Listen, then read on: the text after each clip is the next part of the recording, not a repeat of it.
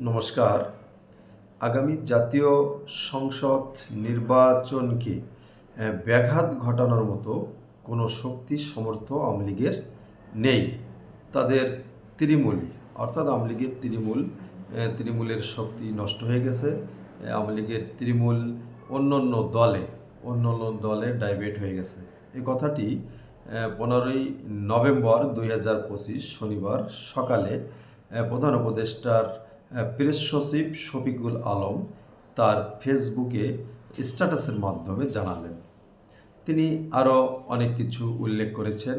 আগামী নির্বাচনে আওয়ামী লীগের শক্তি সম্পর্কে তিনি বললেন তাদের শক্তি সমর্থ নেই।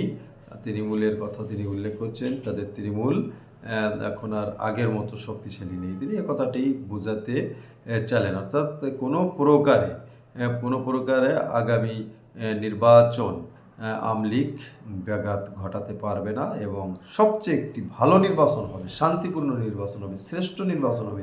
এ কথাটি তিনি তার ভেরিফাইড ফেসবুকে স্ট্যাটাসে উল্লেখ করেছেন। এছাড়া তিনি আরও কিছু কথা উল্লেখ করেছেন।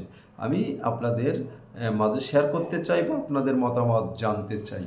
আওয়ামী লীগ সম্পর্কে তিনি যে মন্তব্য করলেন, এই মন্তব্যের প্রেক্ষাপটে আওয়ামী লীগ কি তাদের শক্তি বৃদ্ধি করাক এই ইঙ্গিত দিলেন, অথবা আওয়ামী লীগকে কি উস্কানি দেওয়া হলো যে তাদের কি শক্তি আছে, তাদের কি ক্ষমতা আছে, দেখা যাক নির্বাচনে তারা কিভাবে ক্ষতি করতে পারে, ব্যাঘাত ঘটাইতে পারে। তিনি কি এই ইঙ্গিত দিলেন বা এই উস্কানি দিলেন যাতে আওয়ামী লীগ বেপরোয়া হয়ে নির্বাচন ঠেকানোর চেষ্টা করে?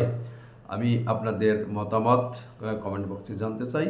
পাশাপাশি আরেকটা বিষয় আপনাদের সঙ্গে আমি শেয়ার করি। সরকারের একটা গুরুত্বপূর্ণ জায়গা থেকে আমাদের প্রত্যেকের কথাবার্তা মানুষের কল্যাণে আসবে বলে আমরা আশা রাখি যে যাই আমরা বলবো সে কথাটা মানুষের কল্যাণে আসবে, শান্তি আসবে।